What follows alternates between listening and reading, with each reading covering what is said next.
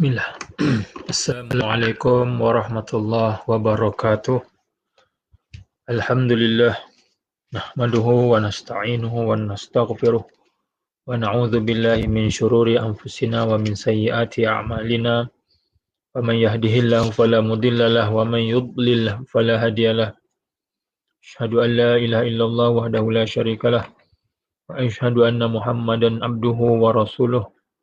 Allahumma shalli wa sallim wa barik ala sayyidina Muhammad abdika wa nabiyyika wa rasulika nabiyil ummi wa ala alihi wa sahbihi ajma'in. Rabbi shrah li sadri wa yassir li amri wa hlul 'uqdatam min lisani yafqahu qawli. Subhanaka la ilma lana illa ma 'allamtana innaka antal alimul hakim. La haula wa la quwata illa billahil aliyyil azim. Yang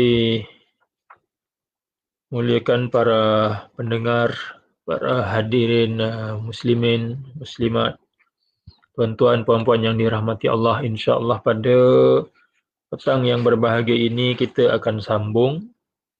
Kita akan sambung daurah kita daripada kitab Al-Arba'un An-Nawawiyah karangan Al-Imam Abu Zakaria Yahya bin Sharaf An-Nawawi Asy-Syafi'i rahmatullah alaih. Kita dah sampai kepada hadis yang ke-35 dengan sanad yang bersambung melalui guru-guru kami sampai kepada Imam An-Nawawi rahmatullah alaih. Kata beliau hadis yang ke-35, an Abi Hurairah radhiyallahu anhu qala qala Rasulullah sallallahu alaihi wasallam la tahasadu wa la tanajashu wa la tabaghadu wa la tadabaru wa la yabi' ba'dukum ala bai'i ba'd wa kunu ibadallahi ikhwana al-muslimu akhul muslim la yazlimuhu wa la yakhdhuluhu wa la yakzibuhu wa la yakhzulhu wa la yakzibuhu wa la yahqiruhu at-taqwa hahuna. At-taqwa hahuna. Wa yushiru ila sadrihi thalatha mirar. At-taqwa hahuna. Thalatha mirar. Bihasbi imri'in minasyarr an yahqira akhahu al-muslim kullu al-muslim 'ala al-muslimin haram. Damuhu wa maluhu wa 'irduhu, rawahu Muslim. Radhiyallahu anhu. Daripada Abu Hurairah radhiyallahu anhu, beliau berkata Rasulullah sallallahu alaihi wasallam telah bersabda, janganlah kamu saling dengki mendengki. Jangan saling kita merasa cemburu, dengki, hasad sesama umat Islam. La tahasadu wa la tanajashu, dan janganlah kamu saling tipu menipu. Dan juga janganlah kamu saling benci membenci, bermusuh-musuhan, tabaghadu. Dan janganlah kamu saling berpecah belah, saling belakang membelakang, berpaling, saling berpaling antara satu sama lain atau berpecah belah. Janganlah sebahagian kamu menjual barangan atas jualan orang lain. Menjual barangan atas jualan orang lain. Hendaklah kamu menjadi hamba-hamba Allah yang bersaudara. Ini Rasulullah sallallahu alaihi wasallam yang menasihati kita, menasihati seluruh umat baginda sallallahu alaihi wasallam supaya bersatu padu, kerana kita semua adalah bersaudara. Nabi sebut ikhwana, bersaudara. Sampaikan dalam hal jual beli sekalipun. Jadi kita dilarang untuk menjual barangan atas jualan orang lain. Yang maksudnya ialah menjual barangan atas jualan orang lain ialah seorang penjual itu meminta kepada seseorang yang telah membeli suatu barang agar dia membatalkan pembelian tersebut. Dah beli dah, maknanya sudah berlaku akad. Sudah selesai jual beli tersebut, tapi diminta untuk pulangkan balik, batalkan jual beli itu. Aku boleh jual dengan barang yang dengan harga yang lebih baik. Diminta untuk batalkan pembelian tersebut serta menawarkan kepadanya barang yang lebih baik dengan harga yang sama ataupun barang yang sama dengan harga yang lebih murah. Dia sama ada dia tawarkan yang lebih baik lah, sama ada dari segi kualiti barang ataupun dari segi nilai barang. Okey, dari segi kualiti barang atau dari segi nilai barang. Jadi minta supaya pulangkan balik, batalkan jualan. Ini tak boleh, sebab kalau orang yang jual tu tahu, nescaya akan menimbulkan dendam, benci, hasad dan seumpamanya. Ini yang berlaku, walaupun sebenarnya kita tahu benda ini dilarang di sisi syarak, tetapi tetap berlaku benda-benda ini sebab kita tidak menjaga hal-hal yang seperti ini. Di antara orang yang jual dia kena jaga, yang membeli yang menjual kena jaga, yang membeli pun dia kena jaga juga. Dia kena jaga hati orang yang menjual. Orang yang menjual kena jaga hati orang yang membeli. Jadi akan berlakulah saling tolak ansur yang disebut apa yang perintahkan oleh Nabi SAW bahawa kamu adalah hamba-hamba Allah yang bersaudara. Seorang Muslim adalah saudara bagi seorang Muslim yang lain. Tetap seakidah, satu kepercayaan. Walau bagaimana dia keadaan dia sekalipun, dia tetap sama akidahnya yang bersaksi bahawa tidak ada Tuhan melainkan Allah dan Muhammad itu utusan Allah. Tetap bersaksi la ilaha illallah Muhammadur Rasulullah. Jadi kita kena faham persaudaraan ini adalah persaudaraan dari segi akidah. Walaupun kadang-kadang orang yang mu'alaf dia masuk Islam itu dia mungkin saudara mara dia belum Islam lagi, tapi persaudaraan dia itu dalam bentuk darah daging sahaja. Tapi dengan orang Islam dia punya persaudaraan dia itu lebih utama sebenarnya, lebih utama. Dia tidak boleh menzaliminya. Seorang Muslim tidak boleh menzalimi orang Muslim yang lain. Meninggalkannya tanpa memberi pertolongan, dibiarkan sahaja. Kalau dizalimi ini meletakkan sesuatu bukan pada tempatnya. Walaupun kalau yang zalim ini menganiaya dengan menyakiti dan seumpamanya lah secara zahir. Tapi kadang-kadang secara yang halus, yang kecil, benda-benda remeh itu pun kita kena perhatikan. Supaya kita tidak meletakkan sesuatu bukan pada tempatnya. Dan meninggalkannya tanpa memberi pertolongan. Tengok saudara Muslim yang lain itu dalam kesusahan. Melainkan kalau kita memang tak mampu nak tolong. Kita sendiri pun alamak, aku ni pun dalam keadaan susah juga. Tak mampu. Tapi kalau mampu ada sedikit, tak kalau tak berbentuk harta pun, sekurang-kurangnya berbentuk tenaga. Sama ada harta atau tenaga. Mana-mana berbentuk, maknanya yang mampu untuk kita beri pertolongan ataupun paling tidak doa. Doa, ya Allah, mudahkanlah urusan dia, murahkanlah rezeki dia, bantulah dia ya Allah, berilah taufik kepada dia Allah. Ini maknanya kita tidak meninggalkan orang Muslim yang lain. Walaupun kita kadang-kadang kita seperti menyalahkan ataupun melakukan sesuatu terhadap sesama Muslim, tapi kita kena ingat bahawa mereka itu saudara kita, dan janganlah kita tinggalkan dalam doa kita, Allahumma ighfir lana, ampunilah bagi wali walidina, bagi ibu bapa kami, wali jami'il muslimina wal muslimat. Kita minta ampun, bukan saja untuk diri kita, ibu bapa kita, tapi juga minta ampun kepada semua muslimin muslimat. Jadi kalau kita mengamalkan seperti ini, artinya sekurang-kurangnya kita sudah melaksanakan anjuran Nabi SAW. Kita tidak Maknanya kita tidak tinggalkan saudara Muslim kita yang lain itu. Kita tak tinggalkan. Maknanya kita tetap ada kita punya perhatian kita. Kita punya keprihatinan kita. Ya. Walaupun dalam bentuk doa. Dan tidak boleh membohonginya dan menghinanya. Tak boleh. Ya. Maknanya apa-apa saja tak boleh. Yang boleh menyebabkan ianya salah di sisi syarak. Ketakwaan itu di sini kata Nabi. Ya. Ketakwaan itu di sini Nabi tunjuk ke jantung. Ya.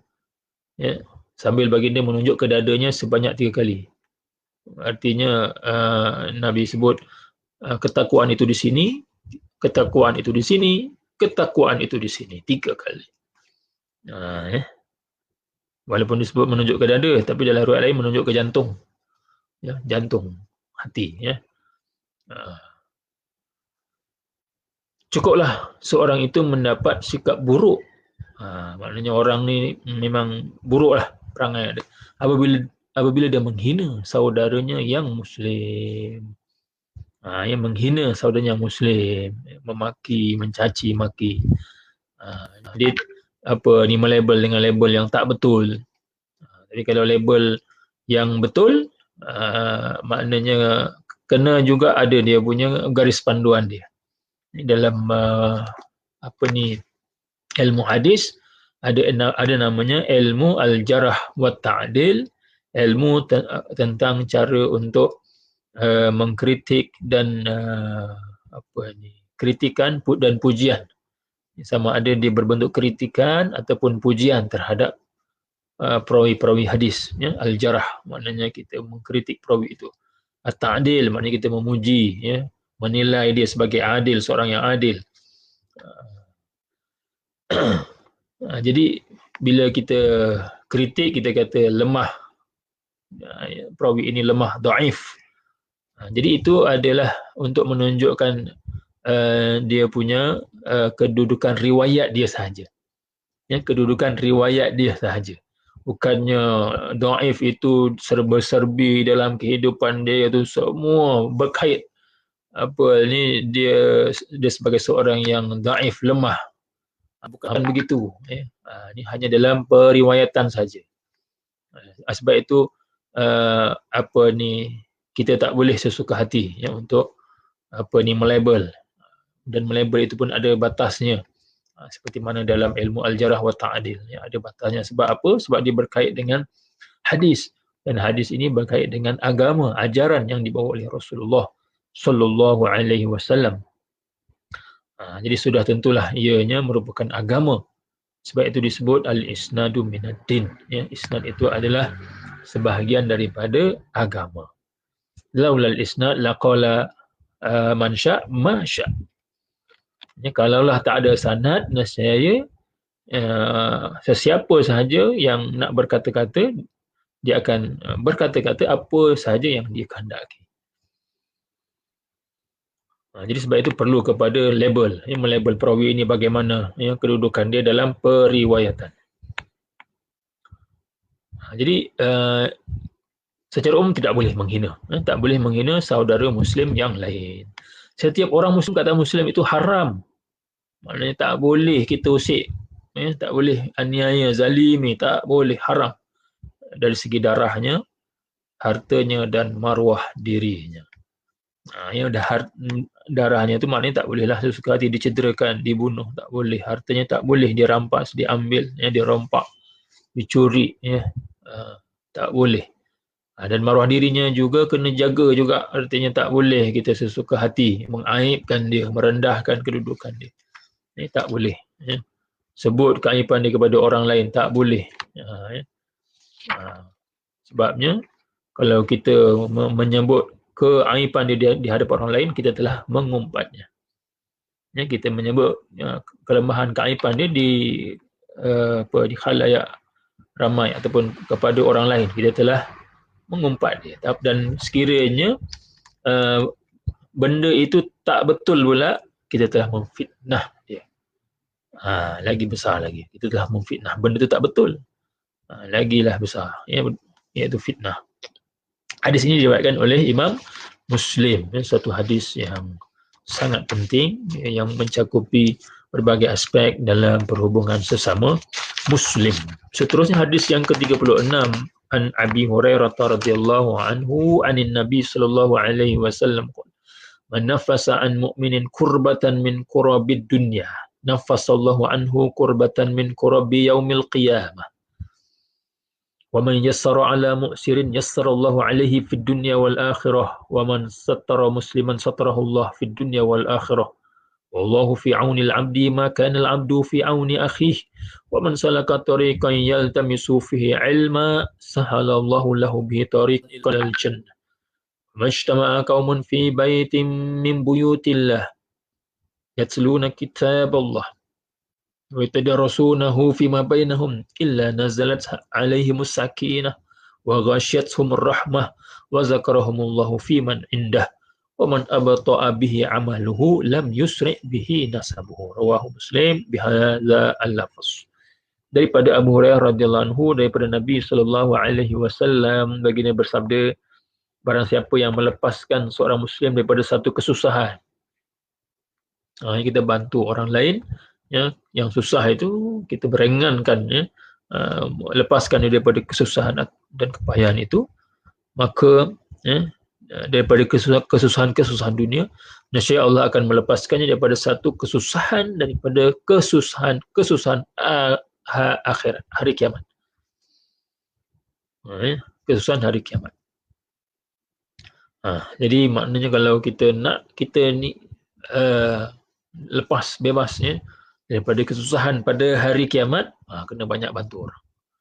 Banyak bantu orang yang susah ni. Jadi orang yang suka bantu ni insya-Allah di hari akhirat nanti Allah Taala permudahkan. Barang siapa yang mempermudahkan bagi orang susah, nescaya Allah akan mempermudahkan baginya di dunia dan di akhirat. Maknanya kita hidup ni janganlah terlalu menyusahkan orang, terlalu tegas, melampau dalam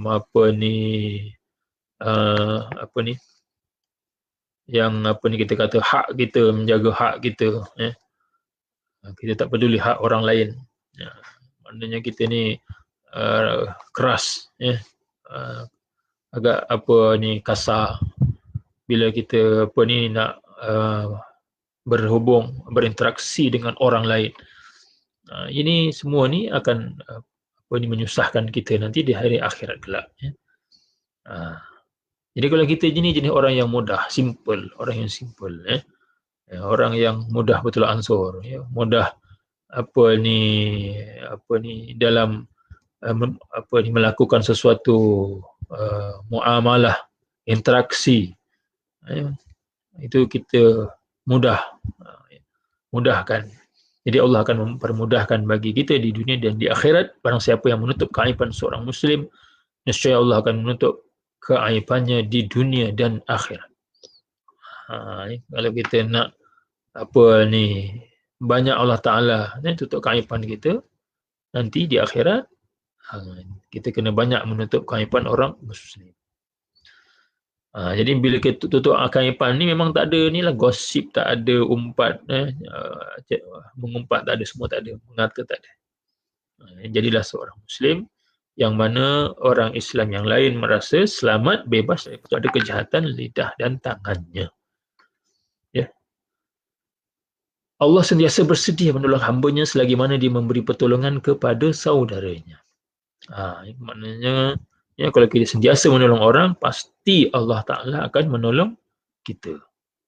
Ini adalah satu jaminan daripada Allah Subhanahu Wa Ta'ala. Barang siapa yang melalui satu jalan untuk menuntut ilmu, nescaya Allah akan mempermudahkan baginya suatu jalan menuju ke syurga. Ini adalah satu fadilat besar bagi orang yang menuntut ilmu ikhlas kerana Allah Subhanahu Wa Ta'ala. Jadi kalau dia melalui jalan untuk menuntut ilmu ni, yakinlah Allah Ta'ala akan permudahkan baginya jalan ke syurga. Sesuatu kaum tidak berkumpul di salah sebuah rumah-rumah Allah, iaitu masjid. Tidak berkumpul mereka ini di masjid sambil mereka membaca kitab Allah dan mengkajinya sesama mereka. Apa yang mereka buat? Membaca Al-Quran dan mempelajarinya, mentadaburnya, mendalaminya, melainkan suasana ketenangan akan turun ke atas mereka. Sakinah, sakinah itu diturunkan ke atas orang yang mempelajari, mendalami Al-Quran. Rahmat akan melitupi mereka, dilitupi oleh rahmat, dan mereka akan dikelilingi oleh para malaikat. Disebut dalam hadis itu ghasyyathum rahmah wa zakarahumullah. Dalam terjemahan ini ada mereka akan dikelilingi oleh para malaikat. Ini rasanya merujuk kepada wahafathumul malaikah, tapi dalam matan dalam hadis 36 tu tidak dituliskan wahafathumul malaikah. Sekejap.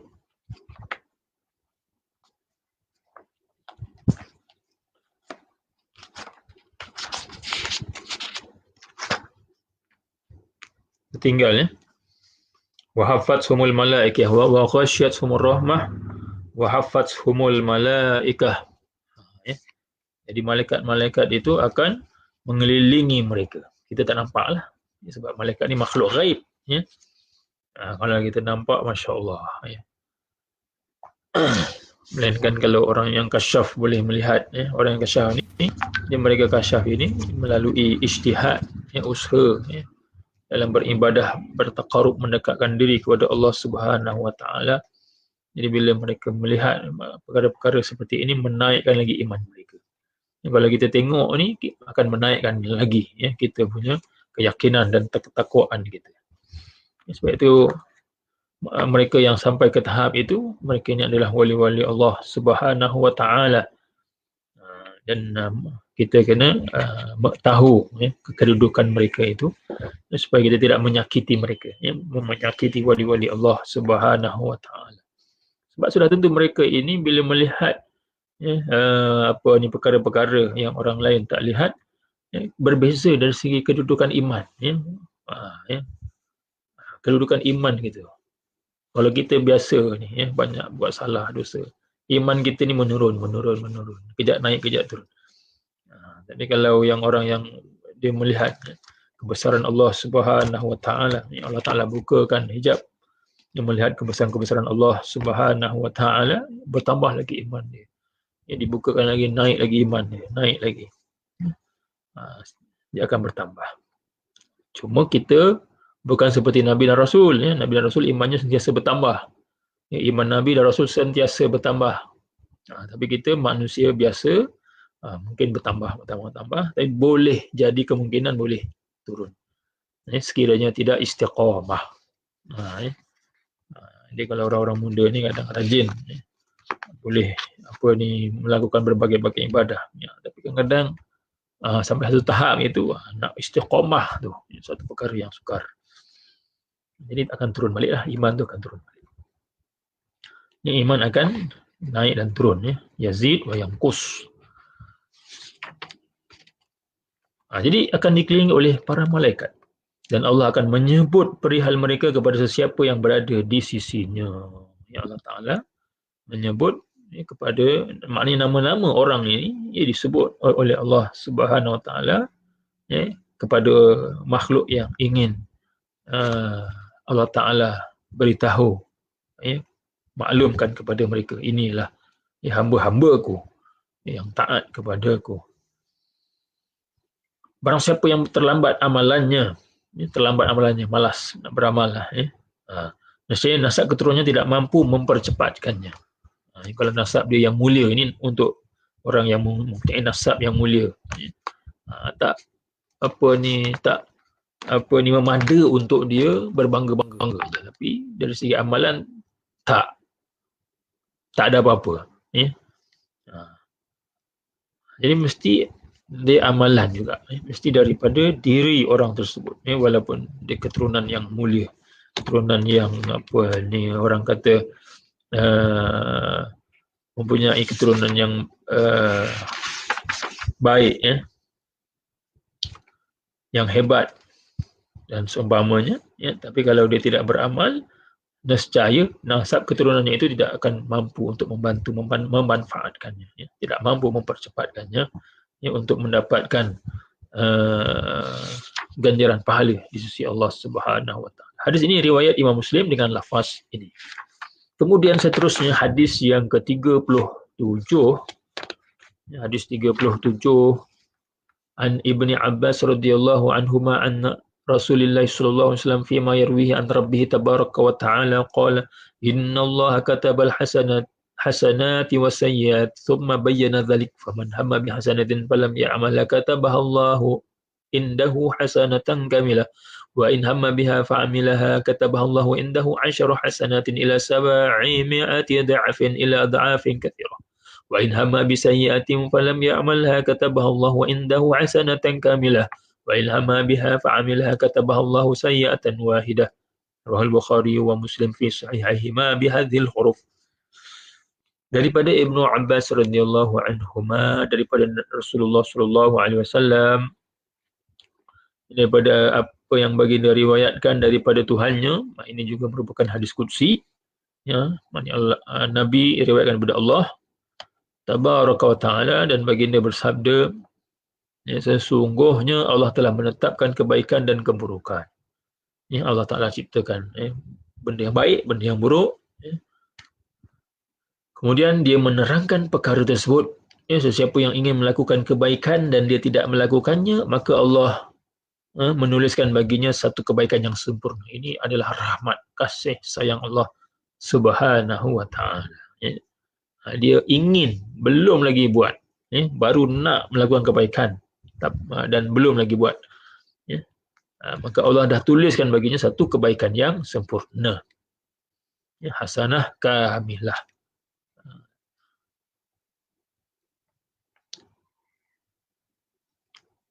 Dan jika dia ingin melakukan kebaikan dan dia melakukannya, maka Allah akan menuliskan baginya 10 kebaikan. Jadi kalau dia dah niat tadi itu, dia nak melakukan kebaikan, kemudian dia dapat melakukannya, ya, dengan taufik Allah Subhanahu Wa Taala, maka Allah akan tuliskan baginya 10. Maknanya satu amalan itu digandakan, ganjarannya 10 kali ganda kebaikan hingga 700 kali ganda. Macam mana boleh 700 kali ganda? Ya, sebab ini dari segi kekhusyukan, dari segi kualiti dia, dari segi rukun-rukun, syarat-syarat, dari segi adab, semua aspek itu dibuat dengan yang terbaik sekali. Jadi bukan, maknanya satu amalan digandakan 10, pahalanya itu adalah minimum. Tapi boleh Allah Ta'ala gandakan lebih daripada itu, hingga 700 kali ganda. Dan seterusnya kepada gandaan yang lebih banyak. Tak disebutkan. Lebih 700 ni sampai gandaan dia tu setakat mana tak dinyatakan dalam hadis ini. Ad'afin katsirah. Ya. Jadi 700 tu dia macam dia punya gandaan yang maksimum, minimum yang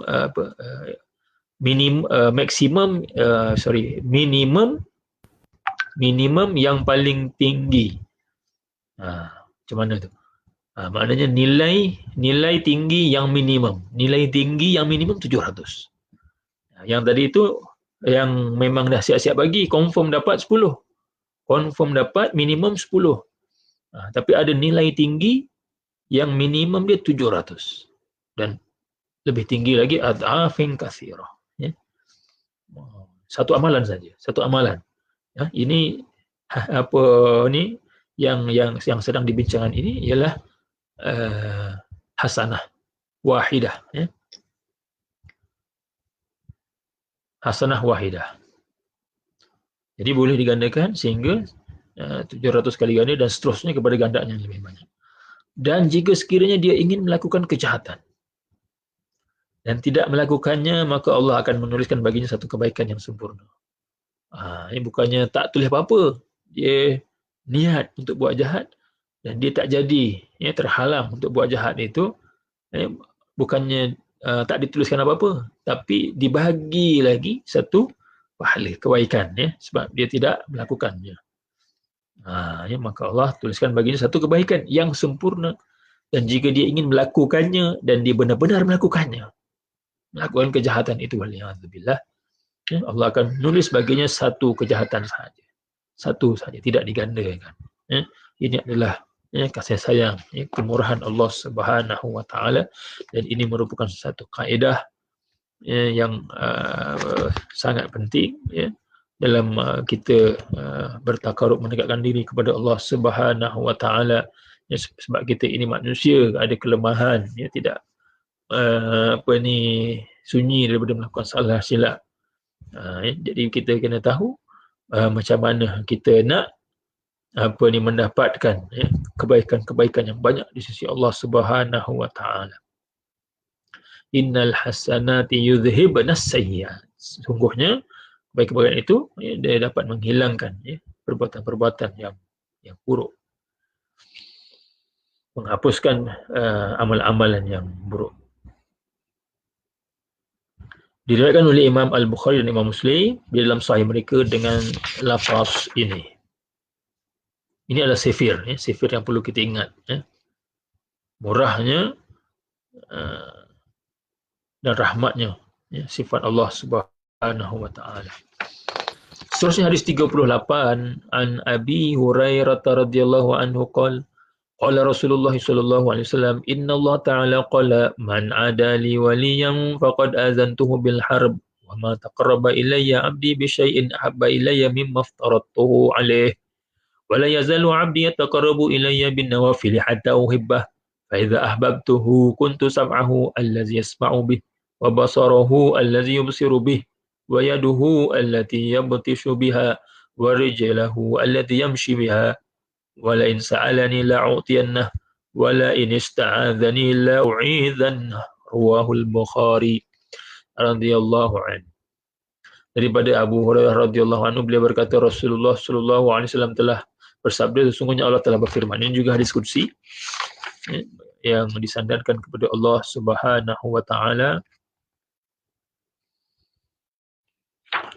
disandarkan kepada Allah Subhanahu wa taala. Allah Ta'ala berfirman,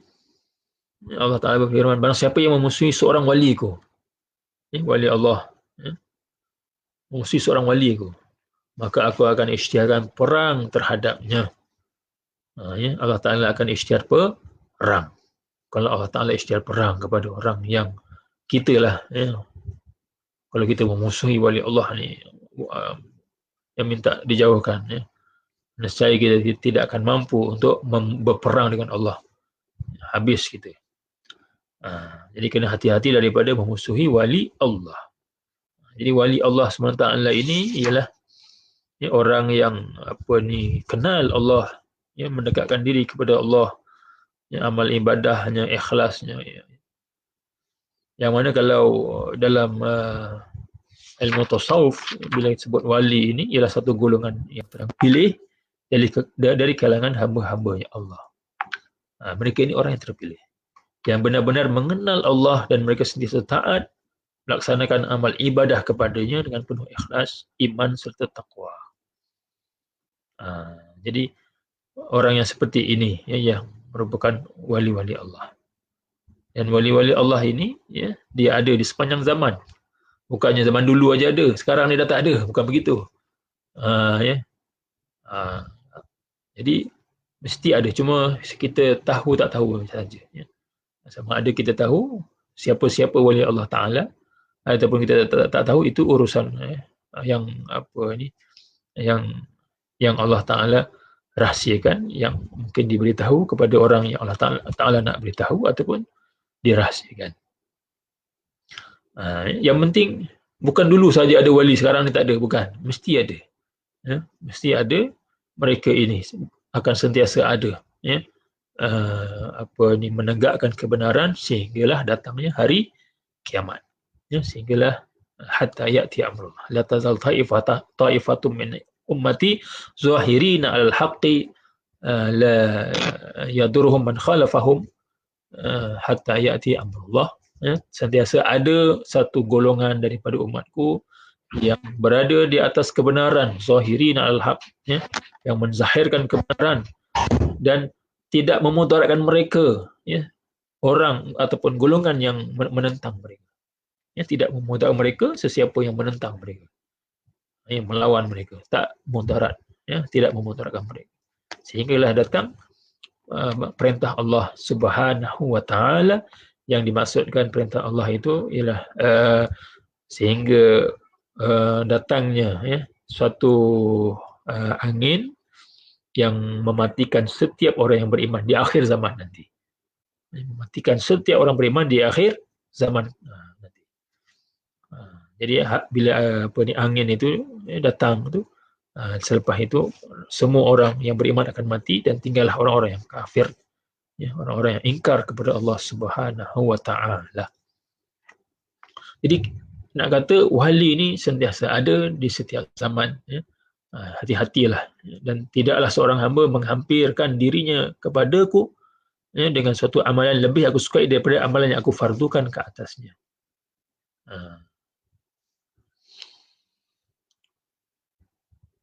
Okey. Jadi dia antara ini disebutkan ciri-ciri yang siapakah wali itu, ya.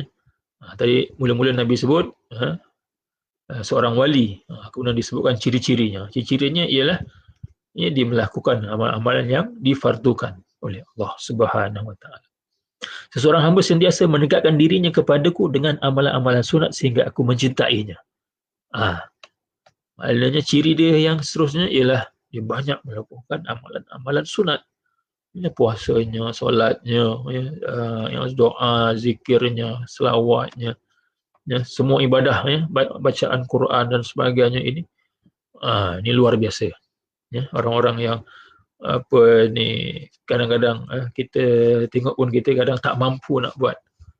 Ya, hidup dia tu sentiasa berzikir, contohnya, ya, berzikir, mendekatkan diri kepada Allah Subhanahu wa taala. Ya, tidurnya, ya, dengan berzikir, ya, bangunnya dengan berzikir, ya. Dia bekerja dengan berzikir, ya. Jalannya dengan berzikir, duduknya dengan berzikir. Maknanya tidak ada satu saat pun, ya, tanpa berzikir mengingati Allah Subhanahu wa taala. Dan ini adalah amalan sunat. Zikir itu adalah amalan sunat yang paling mudah sekali dan yang paling hebat sekali. Sebab itulah, ya, dalam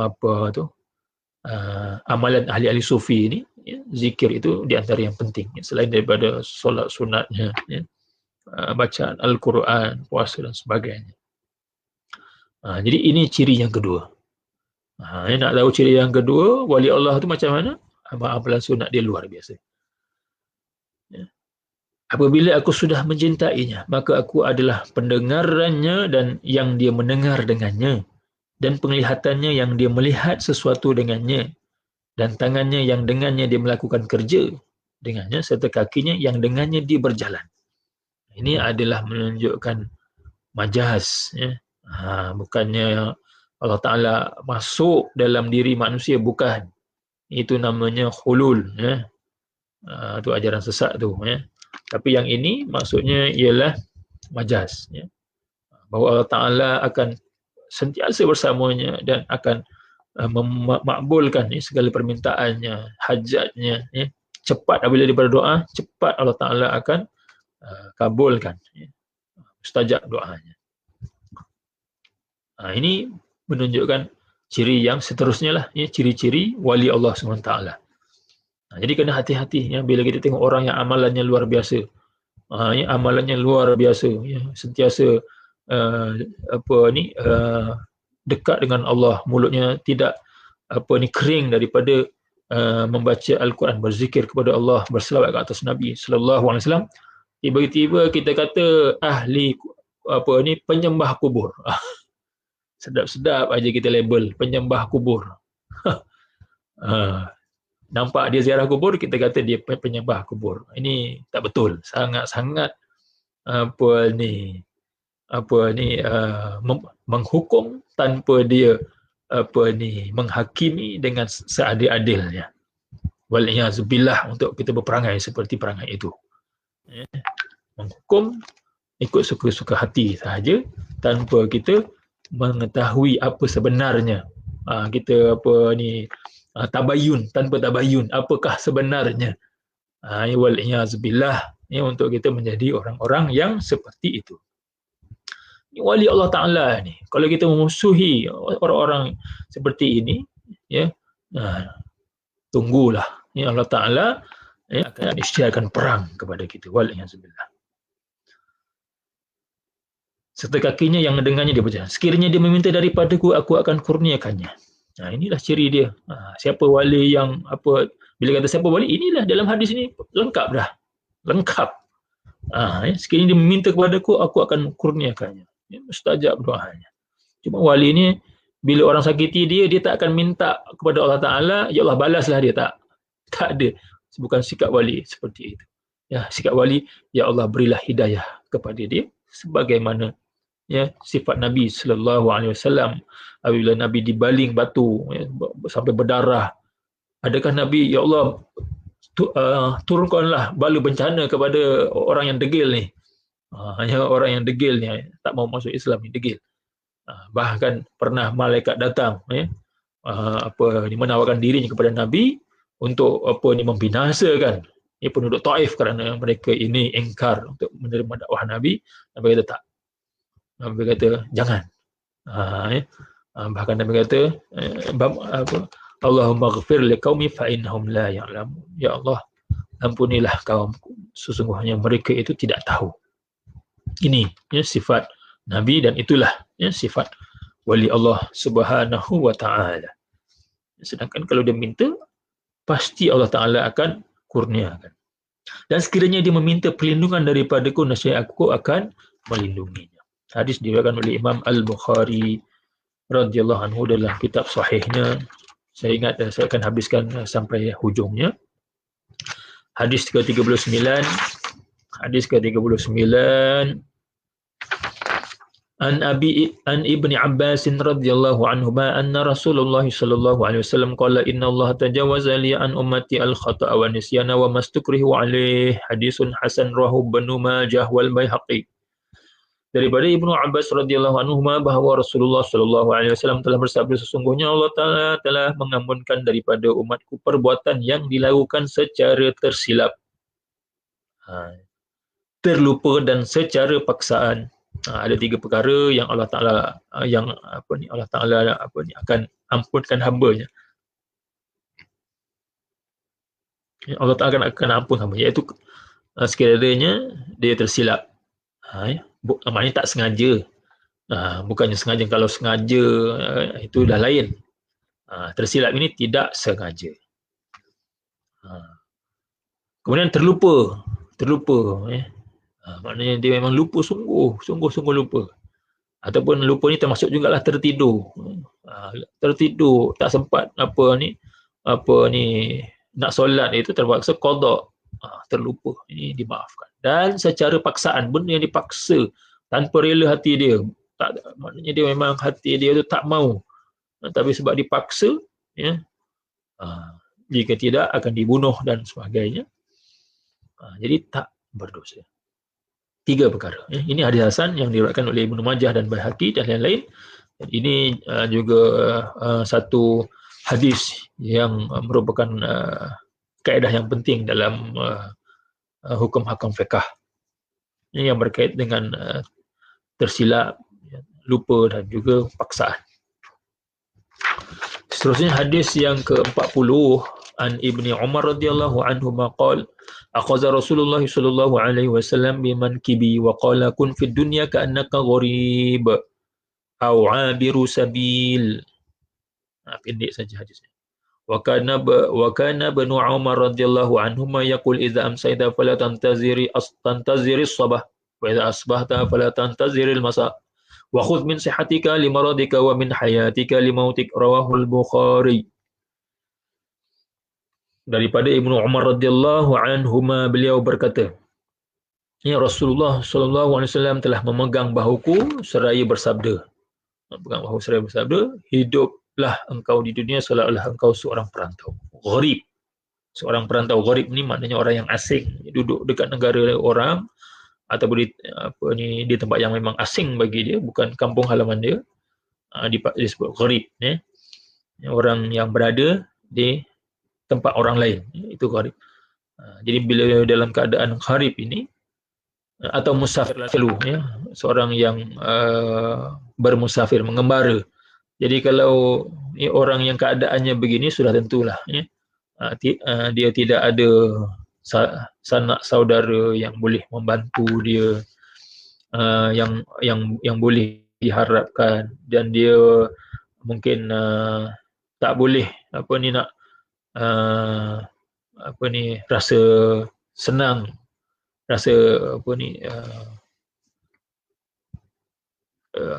maknanya kalau orang yang jauh daripada rumah, jauh daripada kampung halaman ni, memang dia nak tidur pun dia tak sama dengan dia tidur kat rumah. Tak sama. Dia punya makan, minum, tidur dia tak sama. Mungkin kalau zaman sekarang ni mungkin tak berbeza lah dengan zaman dulu. Orang daripada jauh berjalan, naik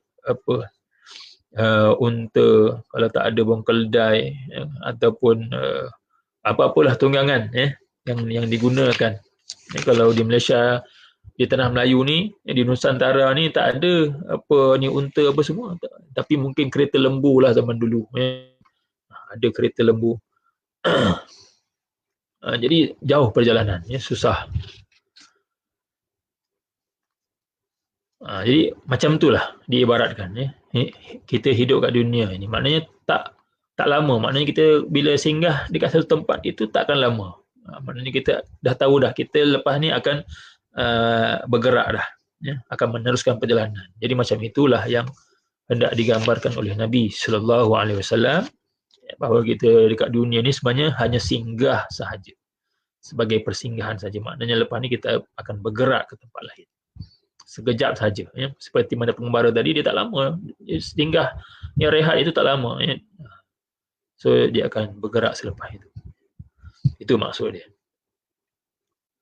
Ibnu Umar radhiyallahu anhu pernah berkata, ini adalah kata-kata Ibnu Umar, maka bukan hadis lah, walaupun intipatinya itu mungkin hadis, intipati dia itu dia adalah yang beliau terima daripada Nabi sallallahu alaihi wasallam, ataupun bimbingan, tunjuk ajar, nasihat yang mungkin dia terima daripada Nabi sallallahu alaihi wasallam. Tapi ini nisbah kepada Ibnu Umar, bukan hadis, dan disebut sebagai asar ataupun khabar mauquf. Khabar mauquf. Jadi apa kata beliau? Apabila engkau berada di waktu petang, maka janganlah engkau menunggu waktu pagi. Waktu petang ini jangan tunggu esok lah. Maknanya jangan taswif, suka menangguh. Jangan tangguh. Kena buat. Bila nak buat amal ibadah ni, terus buat. Jangan tunggu esok lah. Tapi inilah senjata syaitan. Tangguh-tangguh ni senjata syaitan. Dia akan bisikkan kat telinga kita, goda kita. Esok boleh, lama lagi, panjang lagi, muda lagi kau ni, kau muda lagi, banyak masa lagi, nanti dah tua ataupun satu masa nanti kau bertaubatlah. Jadi itu yang kekangan yang kita perlu tahu. Dan satu lagi yang perlu kita tahu ialah kematian. Pasti akan tiba bila-bila masa. Tak kira tua, muda, lelaki, perempuan. Jadi kena ingat. Jadi bila berada waktu petang, jangan engkau menunggu waktu pagi. Kata Ibnu Umar, dan apabila engkau berada waktu pagi, janganlah engkau menunggu waktu petang. Ambillah peluang dari kesihatanmu untuk masa sakitmu, dan masa hidupmu untuk matimu. Disebut di sini dua yang mana dalam hadis Nabi sallallahu alaihi wasallam dengan sanad yang hasan ada disebut irtanim khamsan qabla khamsin. Rebutlah 5 sebelum datangnya 5 perkara. Jadi yang di sini masa sihatmu sebelum masa sakitmu, dan masa hidupmu sebelum masa matimu. Yang kat sini 2 lah, tapi dalam hadis tadi ada 3 lagi. Artinya ada 3 lagi yang perlu kita tahu, iaitu masa mudamu masa mudamu sebelum masa tuamu, masa lapangmu ya sebelum masa sibukmu, dan satu lagi sebelum kesihatan sudah, hidup sudah, masa lapangmu sebelum masa sibukmu, kemudian kayamu sebelum fakirmu, ya. Masa kamu kaya ni, ya, sebelum datangnya kefakiran, lima. Dan satu lagi masa mudamu sebelum masa tuamu, ya. Jadi kena irtanim khamsan qabla khamsin. Rebutlah 5 peluang sebelum datangnya 5 peluang, ya. Yang ni disebut dua daripada 5 tu, ya, oleh Ibnu Umar radhiyallahu anhuma. Hadis ini diriwayatkan oleh Imam Al-Bukhari radhiyallahu anhu. Seterusnya hadis 41, an Abi Muhammad Abdullah bin Amr bin Al-As radhiyallahu anhu qala qala Rasulullah sallallahu alaihi wasallam la yu'minu ahadukum hatta yakuna hawahu tab'an lima ji'tu bih. Hadisun hasanun sahih rawainahu fi kitabil hujjati bi isnadin sahih. Daripada Abu Muhammad Abdullah bin Amr ibn Al-As radhiyallahu anhuma, beliau berkata, Rasulullah sallallahu alaihi wasallam telah bersabda, seseorang kamu tidak benar-benar beriman sehinggalah hawa nafsunya tunduk menuruti apa yang aku bawa. Seseorang kamu tidak benar-benar beriman, ya. Kalau tengok Arab dia la yu'min, tidak beriman. Jadi maksudnya tidak benar-benar iman, tidak benar-benar sempurna, ya, keimanan kita, sehinggalah hawa nafsu kita, ya, hawa nafsu kita ini tunduk patuh menuruti apa yang dibawa oleh baginda Rasulullah sallallahu alaihi wasallam. Ya, hadis hasan yang kami riwayatkan daripada kitab Al-Hujjah, ya, dengan sanad yang sahih, kata Imam An-Nawawi rahmatullah alaih. Dan hadis yang terakhir, an Anas bin Malik radhiyallahu anhu qala sami'tu Rasulullah sallallahu alaihi wasallam yaqul qala Allah ta'ala ya bani Adam innaka ma da'awtani wa rajautani ghafartu laka ala ma kana minka wa la ubali. Ya ibn Adam law balaghat sunubuka anan as-sama' thumma astaghfartani ghafartu lak. Ya ibn Adam innaka law ataitani bi qurabil ardi khataya thumma laqitani la tusyriku bi syai'a la ataituka bi qurabiha maghfirah. Rawahu Tirmizi wa qala hadisun hasanun sahih. Daripada Anas bin Malik radhiyallahu anhu, beliau berkata, aku telah mendengar Rasulullah sallallahu alaihi wasallam bersabda, Allah Taala berfirman, hadis qudsi sekali lagi.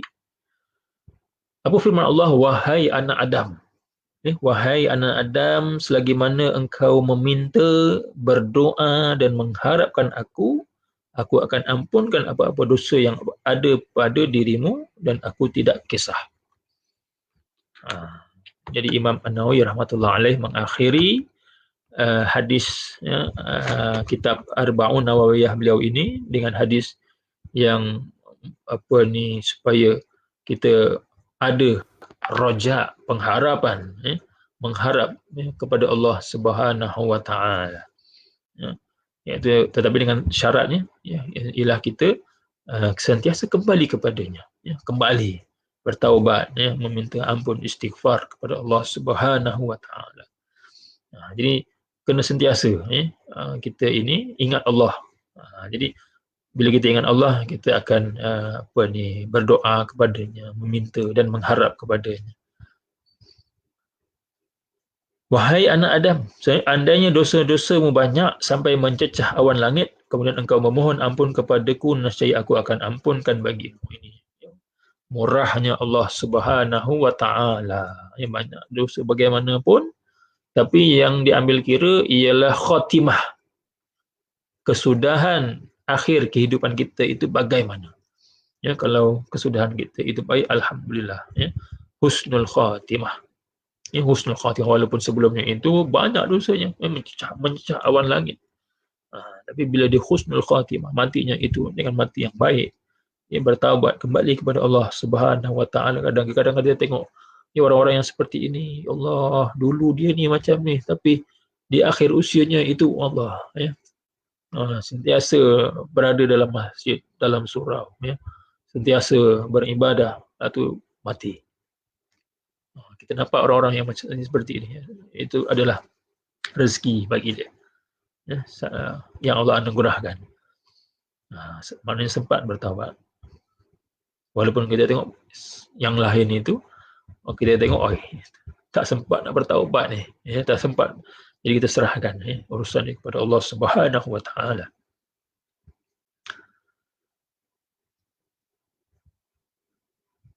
Wahai anak Adam, sesungguhnya engkau andainya engkau datang menghadapku dengan dosa-dosa sepenuh isi bumi. Isi bumi. Bayangkan bumi ini luas, terbentang, dan dosa itu sepenuh isi bumi itu. Kemudian engkau datang menghadapku tanpa engkau mensyirikkan aku dengan sesuatu. Datang kepada Allah, yakin bahawa tidak ada Tuhan lain yang boleh memberi mudarat, memberi manfaat. Hanya Allah Ta'ala sahaja. Ini bulat dia punya keyakinan dia. Tentang keesaan Allah, tauhidnya kepada Allah Ta'ala itu mantap, tanpa mensyirikkan dengan sesuatu. Nescaya aku akan mengurniakan untukmu keampunan sepenuh isi bumi. Sepenuh isi bumi. Jadi Allah Ta'ala ini boleh mengampunkan segala dosa-dosa hamba-Nya ini, boleh. Dengan syarat dia bertaubat kembali kepada Allah. Hanya satu saja yang Allah Ta'ala takkan ampunkan, iaitu dosa mensyirikkannya dengan sesuatu yang lain. Wal-iyazubillah. Jadi kalau orang yang mensyirikkan Allah Ta'ala ini, maka dia tidak akan masuk dalam syurga. Yang Allah Ta'ala tak mahu. Tak akan boleh masuk dalam syurga selama-lamanya. Wal-iyazubillah. Walaupun dalam hidup masa dunia itu, dia seorang yang baik, seorang yang tak buat jahat kepada orang lain. Setengah-setengah orang kafir kita tengok. Apatah lagi orang-orang orientalis. Orang-orang orientalis barat, yang mana ada yang menghafal Al-Quran, mengetahui alim tentang tafsir-tafsir Al-Quran. Kalau yang hadis tu alim tentang kitab hadis. Kehidupan dia tu hanya sibuk dengan mengkaji, menulis, berbahas. Maknanya ilmiah lah, sebenarnya hidup dia ilmiah. Tak ada masa dia nak berhibur, tak ada. Masa hidupnya dalam keadaan yang kita kata tak buat jahat lah. Dan dia pun nak mengkaji itu, semata-mata dia mengkaji lah. Walaupun ada sebagian orang talih ni tujuan dia nak mentakrorkan Islam, menjatuhkan Islam, tapi ada setengah tu tak ada. Memang dia suka, suka untuk ilmu, suka dengan ilmu. Hidup ni penuh dengan ilmu yang baik. Tapi adakah dia masuk dalam syurga? Adakah dia masuk dalam syurga? Wal-iyazubillah. Mudah-mudahan kita dijauhkan daripada mensyirikkan Allah Subhanahu wa ta'ala dengan sesuatu hadis yang lain. Hadis riwayat Imam Tirmizi, beliau berkata ini adalah hadis hasan sahih, dan dengan hadis yang terakhir itu dihabislah, khatamlah daurah Arba'un Nawawiyah kita yang telah disusun oleh Imam An-Nawawi rahmatullah alaih. Jazahullah anil Islam wal muslimin khairul jaza wa nafa'ana bi ulumihi fid darain. Dan saya ada juga dulu sebelum ini menyebut tentang pertanyaan. Kalau ada pertanyaan, dan ada satu pertanyaan tapi saya ingat dah hilang dah. Dah hilang dekat WhatsApp tu ada, tapi saya ingat dah hilang dah pertanyaan tu. Jadi tak dapatlah saya nak jawab. Dan saya rasa mungkin lain kali lah. Maknanya di luar daripada mana selepas ini, boleh je insyaAllah. Kalau saya ada masa, saya akan balas dan jawab. Kalau diberikan keizinan, ada rezeki.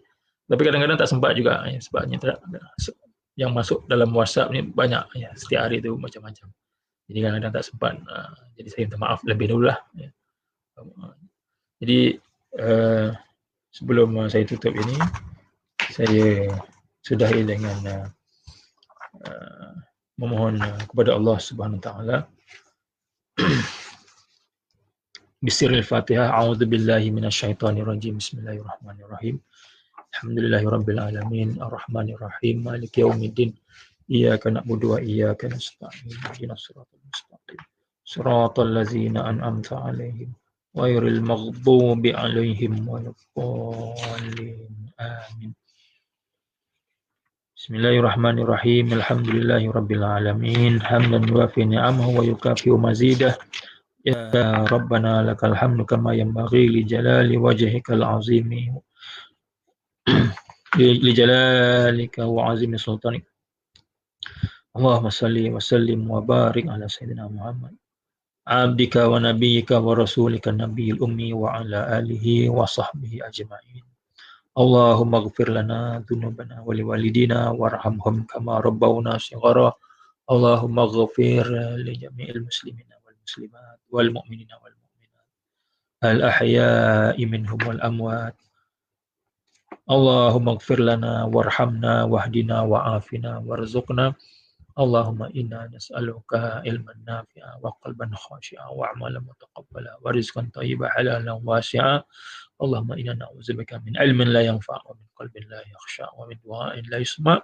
ومن نفس لا تشبع اللهم إنا نعوذ بك من هؤلاء الأربع اللهم ادفع عنا البلاء والوباء والفتن ما ظهر منها وما بطن في بلدنا هذا خاصة وفي بلدان المسلمين برحمتك يا أرحم الراحمين ربنا آتنا في الدنيا حسنة وفي الآخرة حسنة وقنا عذاب النار صلى الله على سيدنا محمد وعلى آله وصحبه وسلم والحمد لله رب العالمين تقبل الله منكم Subhanakallahumma wa bihamdika asyhadu an la ilaha illa anta astaghfiruka wa atubu ilaik.